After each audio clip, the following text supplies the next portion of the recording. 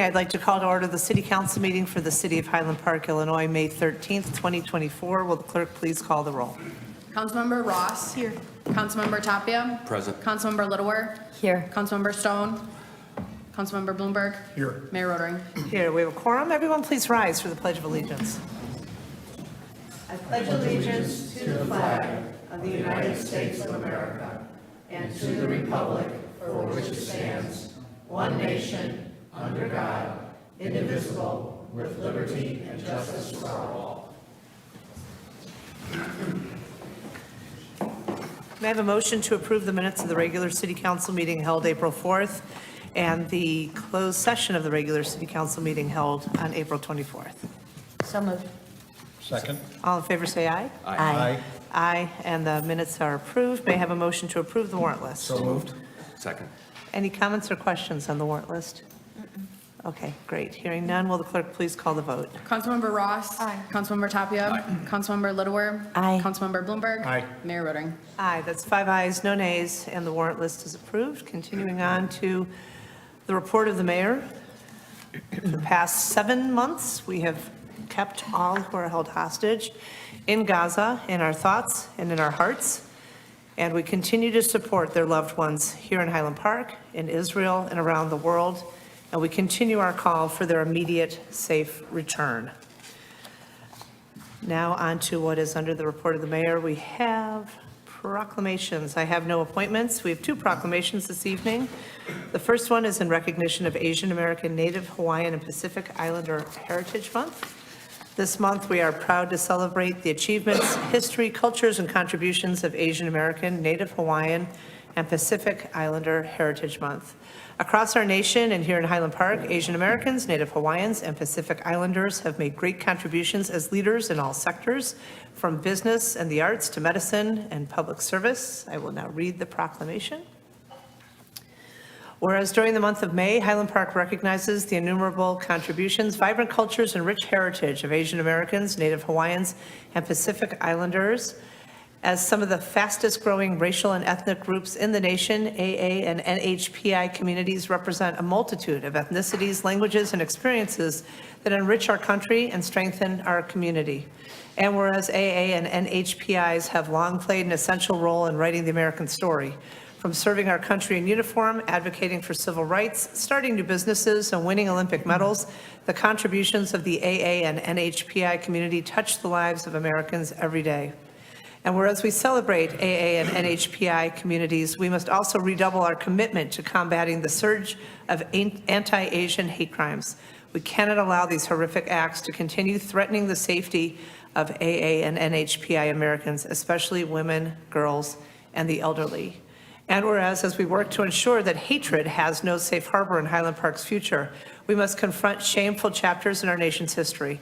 We will continue to root out racial injustices of our past and advance equity for all Americans as we move forward. Now, therefore, I, Nancy Rotering, Mayor of the City of Highland Park and the City Council of Highland Park, do hereby proclaim the month of May as Asian American, Native Hawaiian, and Pacific Islander Heritage Month, and I encourage all residents to learn more about the heritage and contributions of Asian Americans, Native Hawaiians, and Pacific Islanders. And with that, I ask Councilmember Yumi Ross to say a few words. Thank you, Mayor. It is my pleasure to say something on behalf of Asian American, Native Hawaiian, and Pacific Islanders and the Heritage Month. As a person who is half Japanese, my given name Yumi is a very popular Japanese name, by the way, and particularly meaningful this year because last month my mother suddenly passed. She was native Japanese and spent a lifetime trying to further the relationship between Japan and the U.S. And I'm so proud of the city for recognizing this Heritage Month, for considering it important to mark this month, and for all of the city's vigilance and work on diversity, which includes honoring people from many different cultures. Thank you. Thank you. Thank you so much. Thank you. May is also Building Safety Month, which recognizes that our public safety and quality of life depend on the safety of our homes, building infrastructure, and other structures. Building safety intersects so many aspects of daily life, and we're proud to honor the professionals who work together to ensure the safety, sustainability, and resilience of our infrastructure. Whereas the City of Highland Park is committed to recognizing the essential role of the built environment, our homes, our offices, our institutional buildings, and other structures play in everyday life and when disasters strike. And whereas our confidence in the resilience of our built environment that make up our community is achieved through the devotion of vigilant professionals, building safety and fire prevention officials, architects, engineers, builders, tradespeople, design professionals, laborers, plumbers, and others in the construction industry who work year-round to ensure the safe construction of buildings. And whereas dedicated members of the International Code Council, a nonprofit that brings together local, state, territorial, tribal, and federal officials who are experts in the built environment to create and implement the highest quality codes to protect us in the buildings where we live, learn, work, and play. And whereas modern building codes, such as those adopted by the City of Highland Park, include safeguards to protect the public from building safety hazards, including hurricanes, snowstorms, tornadoes, floods, fires, and earthquakes. And whereas Building Safety Month reminds the public about the critical role these professionals play in ensuring the safety of all buildings and structures is essential to our prosperity. And whereas Mission Possible, the International Code Council's theme for Building Safety Month 2024, encourages us all to raise awareness about building safety on the personal, local, and global scale. And whereas each year in observance of Building Safety Month, people all over the world commit to improve building safety, resilience, energy efficiency, and economic investment at home and in the community, and to acknowledge the essential service provided to all of us by local and state building departments, fire prevention bureaus, and federal agencies in protecting lives and property. Now, therefore, I, Nancy Rotary, Mayor of the City of Highland Park, and the City Council of Highland Park, do hereby proclaim the month of May 2024 as Building Safety Month.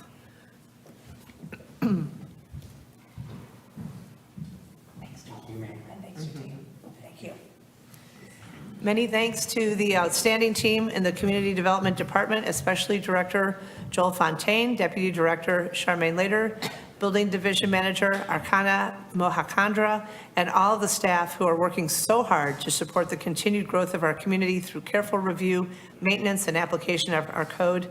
Thank you, Director Fontaine, for accepting the proclamation. Thank you, Mayor. Thank you, City. Thank you. A couple of other items of business before we continue on.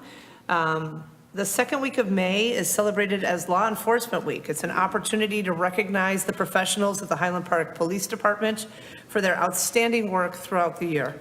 Highland Park sworn officers, community service officers, civilian staff, and Glenview Public Safety Dispatch telecommunicators work 24/7 to keep our community safe and respond to emergencies, and also take pride in providing quality public education, community engagement, and support to residents and business owners. Every member of the Highland Park Police Department is committed to the 10 shared principles of public safety, a powerful value statement that emphasizes the critical role of mutual trust between police officers and the communities they serve.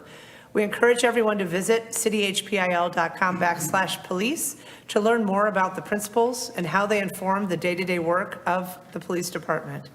Annually, on May 15th, during Law Enforcement Week, our nation marks Peace Officer Memorial Day. In Highland Park, we remember Officer Robert C. Ryman Jr., a 9-year veteran who was killed on January 6, 1984 in the line of duty. Earlier this year, it was an honor for the city to be with Officer Ryman's family and friends to mark the 40th anniversary of his passing with a ceremony at the police department with stories of his strength of character, dedication to community, and love for his family. All Highland Park officers honor Officer Ryman's memory in their daily work as his star number appears on the Highland Park Police Department patch. We also remember Illinois State Police Trooper Christopher Lambert, a Highland Park resident who was struck by a vehicle and killed while investigating a motor vehicle crash in 2019. During Law Enforcement Week and throughout the year, we are grateful to our Chief, Lou Jogman, Deputy Chief Bill Bonaguidi, and the members of the Highland Park Police Department for their leadership and unparalleled service to our community. Thank you all. Thank you. And lastly, celebrated annually also in May as summer recreational activities are about to begin, Water Safety Month serves as a reminder of how important it is to practice water safety when swimming, boating, and enjoying our beaches, pools, and other water activities. As always, our colleagues at the Park District of Highland Park have embarked on a water safety campaign, which we encourage all community members to review. The Park District has created a great video highlighting ways to stay safe while enjoying the water, and we encourage everyone to visit cityhpil.com/water safety to view the video. Additionally, water safety tips for parents are available online at pdhp.org. As always, many thanks to Fire Chief Joe Schrage, Deputy Chief Frank Nardo-Marino, and the incredible team of public safety professionals at the fire department for providing emergency water rescue services. Thank you, Chief. And now, let's continue on with business from the council. Council liaison to the Sustainability Advisory Group, Stone, had to leave due to a family emergency, so she will report at our next meeting. And with that, I ask Councilmember Ross to share her report from the Zoning Board of Appeals. Thank you, Mayor. I am pleased to present a report on behalf of the Zoning Board of Appeals, for which I serve as council liaison. The Zoning Board is chaired by Jamie Bay and consists of 7 board members, commissioners. The staff liaison is Patrick Hoffman, planner 2. The Zoning Board holds public meetings and makes final decisions or establishes findings of fact to recommend to the City Council. The board also considers variations from the city's regulations and restrictions contained in the zoning ordinance in harmony with its general purpose and intent. The board also considers appeals from any order, requirement, decision, or determination made by the zoning administrator. The following are brief highlights of major projects underway or planned. As part of its annual work plan, the zoning board considers whether oft-granted variations indicate that a change to the city's zoning code is warranted. In 2023, the ZBA considered rear yard coverage by accessory 2-car garage structures within the R6 and R7 zoning districts. As such, staff facilitated the Plan and Design Commission's consideration of the zoning text amendment at a public hearing aimed at making typical accessory 2-car garage structures by right in those districts. This amendment was adopted by City Council on December 11, 2023. In 2024, the oft-granted variances addressed were related to fences. Staff researched and developed code amendments related to the fence code in order to streamline processes and grant additional property rights where appropriate. On April 10, 2024, the City Council adopted an amendment package. In 2023, the ZBA conducted 20 hearings related to 24 applications for zoning relief, 2 floor area ratio for FAR, 4 involved subdivision building lines, SBL, 2 were referrals from City Council, another involved rear yard maximum coverage relief, 2 were heritage tree removal requests, 1 steep slope zone related, and the remaining 13 were for zoning setback or yard requirements for height requirements. The zoning board meets on the first and third Wednesday of each month, and further information is available on the city's website at www.cityhpil.com. And I also want to greatly thank the ZBA commissioners, all of them past and present. They bring dedication and commitment to doing right by our community, the neighborhoods they are tasked with looking at, and the applicants, all of them alike. Thank you. Great. Thank you so much, Councilmember Ross. With that, I now ask Councilmember Bloomberg to provide a report on the Historic Preservation Awards as he serves as the liaison to the Historic Preservation Commission. Thank you, Mayor. The city's 2024 Historic Preservation Awards program started in 1988 and has continued every year as an important tradition in Highland Park. The program this year was held earlier this spring and culminated in the award ceremony held on May 2nd, 2024. Nominations are accepted in 5 categories: adaptive reuse, addition, new construction, landscape restoration, rehabilitation, and restoration. The Preservation Awards program intends to recognize and celebrate rather than serve as a competition, so it has been the city's practice to award multiple winners. Nominations were solicited starting in January and presented to a panel of 3 judges. The panel chose winners after conducting site visits to each of the nominated properties. The award ceremony was held on May 2nd at Vice Chair Erica Weeder's beautiful home. There was a great turnout of over 40 attendees, including the additional liaison. Thank you for that. There was a great, the ceremony honored the homeowners of the awarded nominations, and this year 3 impressive projects received a preservation award. To the homeowners of 241 Melba Lane, a rehabilitation award for the rehabilitation of this 1959 International-style home, which included many architecturally sensitive interior and exterior alterations. To the homeowners of 207 Woodland Road, a rehabilitation and addition/new construction award for the restoration of this 1925 Tudor Revival home, and to include an architecturally sensitive two-car addition and convert the existing single-car garage to a family room. To Moraine Township for Daggett Cemetery at 425 County Line Road, a restoration and landscape restoration award for the restoration of this circa 1845 cemetery's tombstones, including landscaping, garden, and trees. Staff created poster boards to showcase the details of each winning project, and all attendees were receptive and excited to celebrate the winners. Special thanks to the Historic Preservation Commission, with special thanks to Chair Seth Pines and Vice Chair Erica Weeder and Staff Liaison Zubin Coleman for all their work on historic preservation, and notably for this special awards program. Councilmember Annette Lidower serves as alternate liaison of the HPC, and together on behalf of the City Council and staff, we thank all of you for your work to protect the city's historic fabric and promote the historic preservation program in our community. Thanks. Great, thank you. Thank you. Any other business from the council? Nope, okay. Continuing on, business from city staff. Great, thank you, Mayor. Just a few reports on behalf of our staff team. First, we have 13 items on the omnibus agenda that are recommended for approval. Just want to highlight 2 of them. Number 1 pertains to a proposed agreement for translation services. We are incredibly grateful to our partner agencies such as the Highland Park Library and Jocelyn for providing the city assistance with translation services, most recently since the shooting in 2022. This proposed agreement will provide for enhanced accessibility of information by providing communications in Spanish, Russian, Ukrainian, and we are recommending that agreement for your consideration.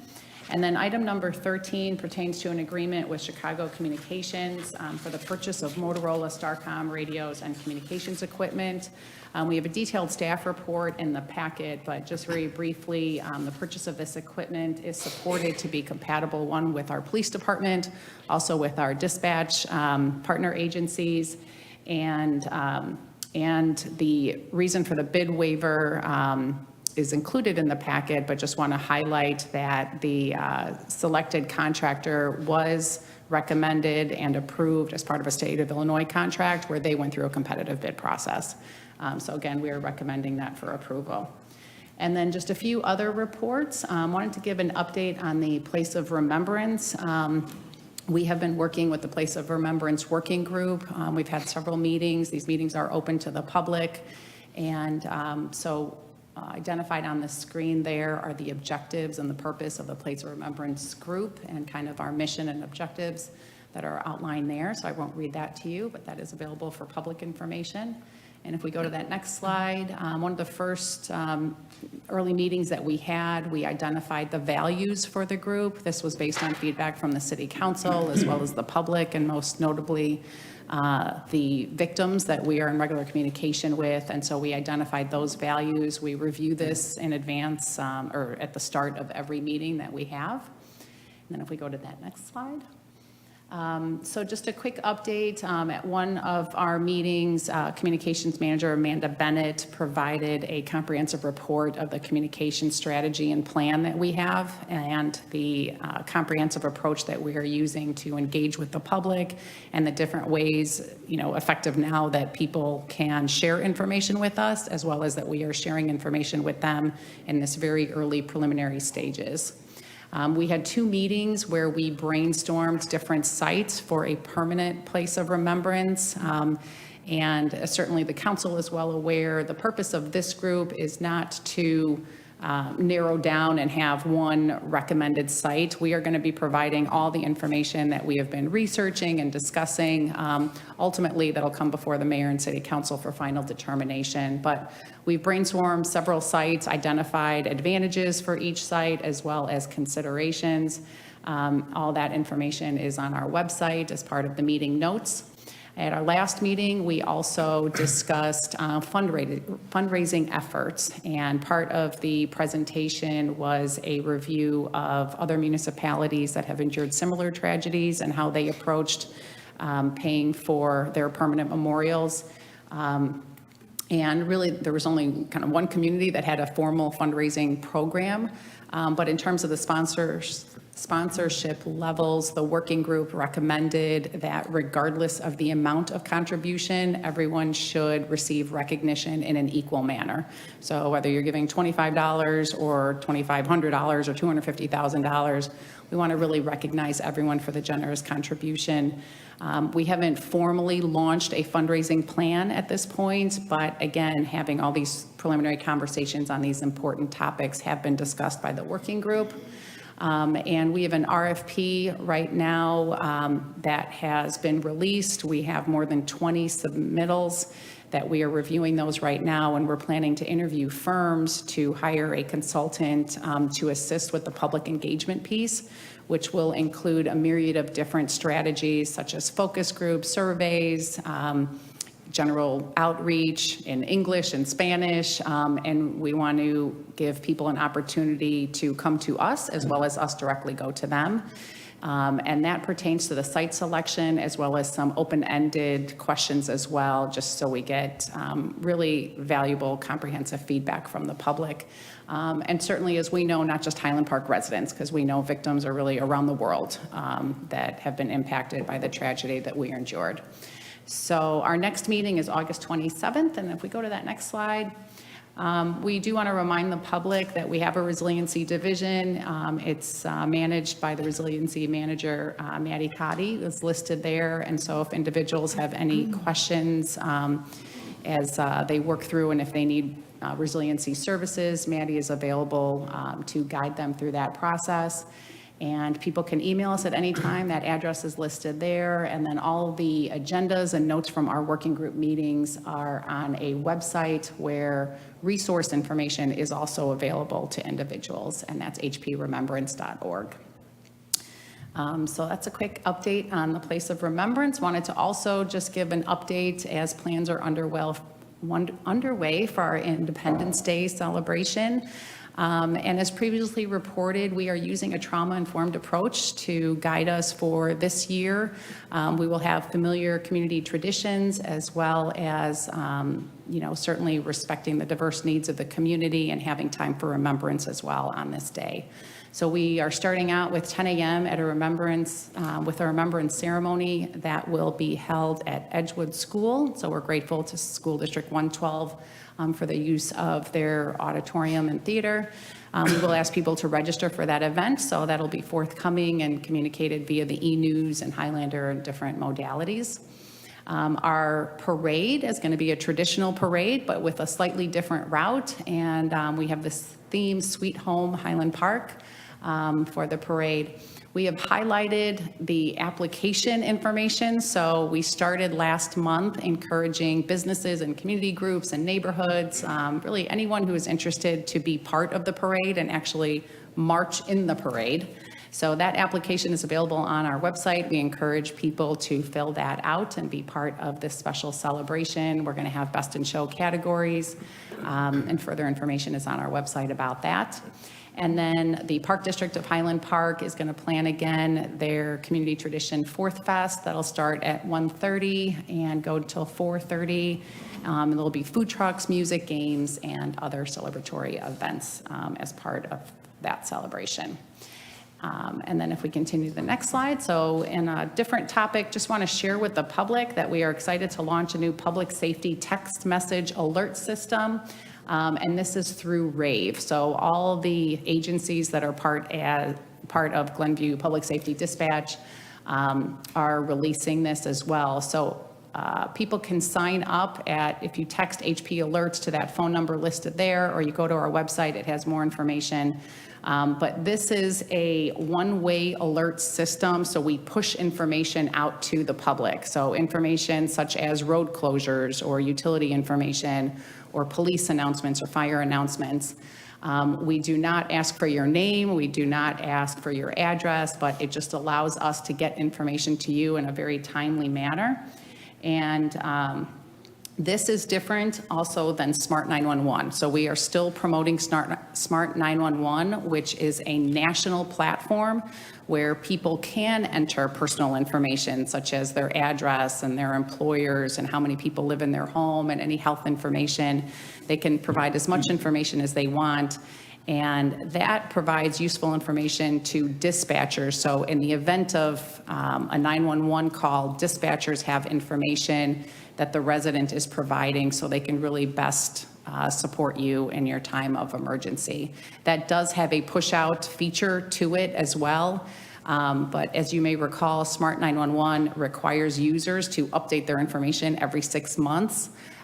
This system through RAVE does not. So once you enter it, you're in our system, and unless you ask to be removed, you'll stay on that notification to get the emergency information. And that concludes our staff report. Great, thank you. Councilmember Tapia, you wanted to say something about item 1? Yes, item 1 regarding the city's new contract that we're going to vote on for translation services. I'm excited that we're taking that step. It's a recognition of the diversity of languages in our city and the fact that we will treat their needs to be communicated with the same level of urgency and priority as any English speaker. And, when it comes to the work of diversity, equity, and inclusion, one of the hallmarks of that is to be seen. And to be seen is to have your needs recognized and understood, and then to be addressed through an equitable way. And the simultaneous translations and the various other forms of translations in this contract are a mark of equitable inclusion. And that combination is important because you can have inclusion and not have equity. And to be able to be inclusive of our residents, but then to be equitable in meeting their needs in the same exact way as we meet everybody else's. I'm really proud of that work that you've all done, and that I think we're going to be voting in favor of today. Great, thank you. And I'll just share that was an outgrowth of a conversation that Gita and I were having in the aftermath of the parade, and so pleased that we're able to move forward on it at this point. Thank you for your support, appreciate it. Our next item is business from the public. This is an opportunity for members of the public to address the City Council on a topic that is within the city's purview and jurisdiction, but it is not listed in another location on the agenda. If you'd like to speak about a matter that is listed on the agenda, we ask that you wait until the agenda item is called, and we will give you an opportunity to speak. If your matter is on the omnibus consent agenda, please let us know if you would like us to pull that item from the consolidated list so that you can speak about it. Please be aware that business from the public is not intended to be a forum for open dialogue or engagement with members of the City Council. Rather, it is intended as an opportunity to make comments to the City Council. Please don't expect a response from anyone tonight. If appropriate, we may direct the city manager or another member of our staff to respond to questions or issues raised at a later date. All comments should be directed to the City Council, and any items provided should be given to our clerk. All speakers will be limited to 3 minutes. We request that the public not applaud or make other comments after any speaker, and we ask that everyone be respectful, civil, and non-redundant. Good evening. Oh, also please state your name for the record. My name is Carl Lambrecht. I live in Highland Park for about 50 years. I have promoted and informed the public and the people. This is a book made by one Christian and one Jew about the Holocaust and the serious problems. And one of the things it has pointed out that the people, the first place that they removed books, which we all know they did, was one place where a person who was helping homosexuals get out of their situation, it was the first place they removed this. He tried very hard. The other thing I want to say is that the senior center recently had the police come and speak about what they do. And this is quite appropriate since you mentioned what week this is. They pointed out the first priority is life. And I agree with that completely. Thank you. Thank you.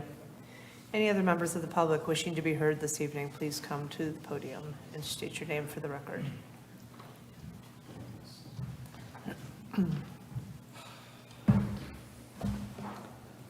Levi Kane.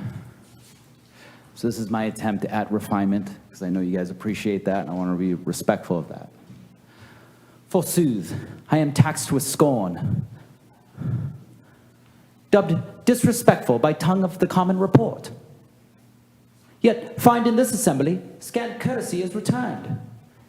Since the first day we met, ye've come armed with speeches writ aforetime, shielding your decrees, revealing never a desire to hark what the populace proclaims. If my words are dubbed discourteous, what name then do we bestow upon your acts? Your acts which squander the precious hours of our township, defying the will of the many. Kim Stones, when the entire town stands to oppose you, and you respond not with substance, but with a campaign soliloquy void of relevance, what shall that be called? And Bloomberg, what do we name your audacity to liken a virtuous tradesman, a benefactor to our community, to a federal knave steeped in genuine guilt? And Nancy, what, pray tell, do we call your interruptions of the scant minutes allotted to the people, followed by demeaning endearments like babe? And when after 30 years of service one dares oppose a trifling suit is met with your scorn, fie upon thee, for this town is mine. What do we call that, O Mayor? Am I he who stirs the pot? Or art thou the true agitators, dismissing our pleas, whilst I alone stand to echo the town's refusal? Thou dost wager high upon the town's restraint, believing none possess the temerity to speak the naked truth of thy follies. Yet mark me well, for I heed not the mantle of respectability if it cloaks injustice. Should it fall to me to be that man, so be it, so long as the deed is done. Daily the calls persist, urging me to counsel, or even to wear the mayor's chain. Yet if we are to speak of truth, know this, I covet not your burdensome offices. Let those who relish votes on mundane matters wield their gavels. I am not he. But Nancy, your dismissal of the Ravinia allegations as swiftly as the turning of pages, avoiding discussion as if 'twere the plague, leads me to believe in their truths. Are these matters interwoven with the Ravinia Music Festival? Admit this or confess a penchant for trampling a neighbor when his fortune has fled him. Choose your truth, Mayor. Now behold, further legions rally in support of the amendment. From January 1 to April 30th, we have 1,491 pages, except this latter half of 895 pages. Lone dissenters marked with sticky parchment. Good day to you.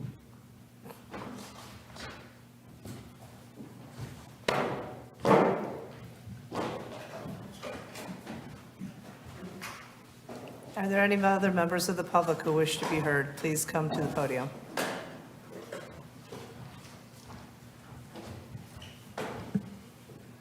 Please state your name for the record. Good evening, Mark Portman.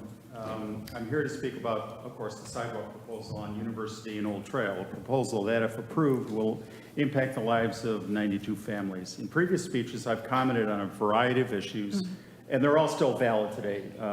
The threat to trees, the lack of the fact that there really is no safety concern, and the fact that we already have connectivity. However, tonight, my comments are going to be about the city's finances. Now, last week, you all know that I attended the Council Committee of the Whole meeting at Rosewood Beach Center. Finance Director Julie Logan gave a wonderful overview of the city's financial condition. However, there was a critical moment during that presentation, and I wonder if any of you had the same impression as I had.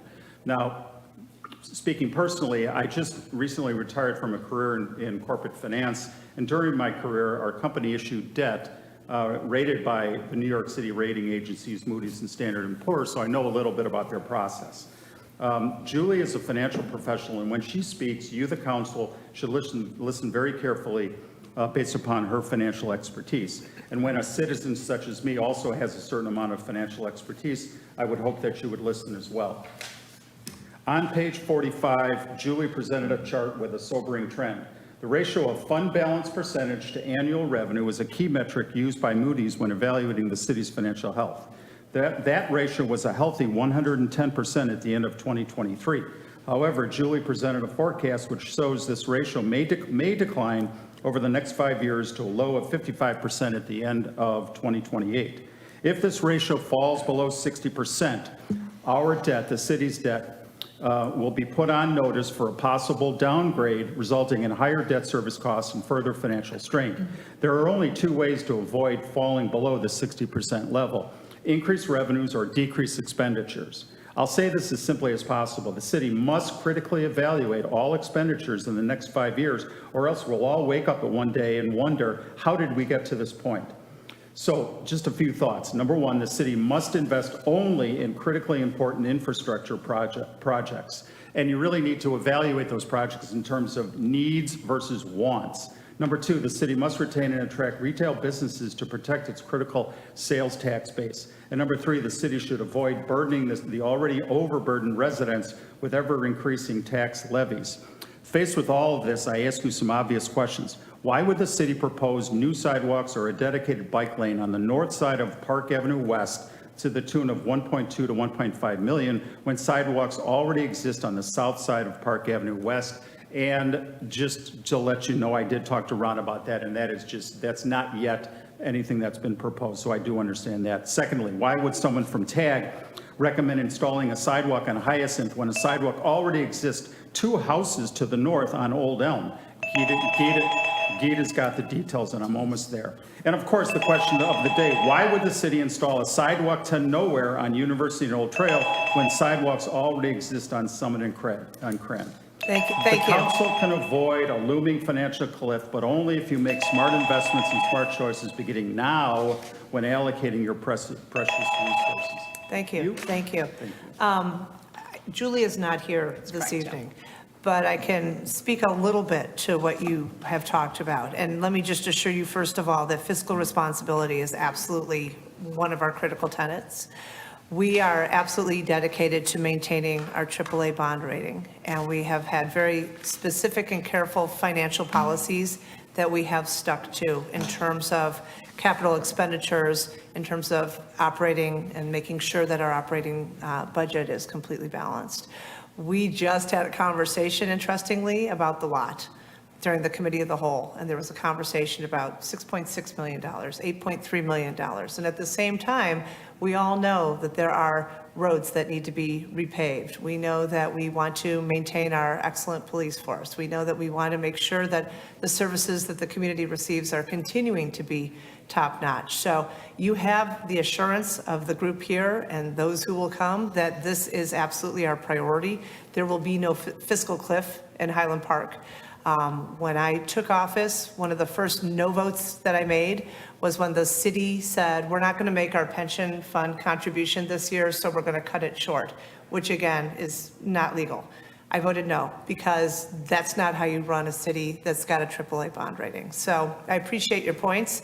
We share them with you, and happy to have Julie be in touch with you when she is available. And just as a follow-up to that, I endorse everything that you just said. In fact, you can ask Ron. I was talking to him earlier during the pre-session, if you will, and I said the same things.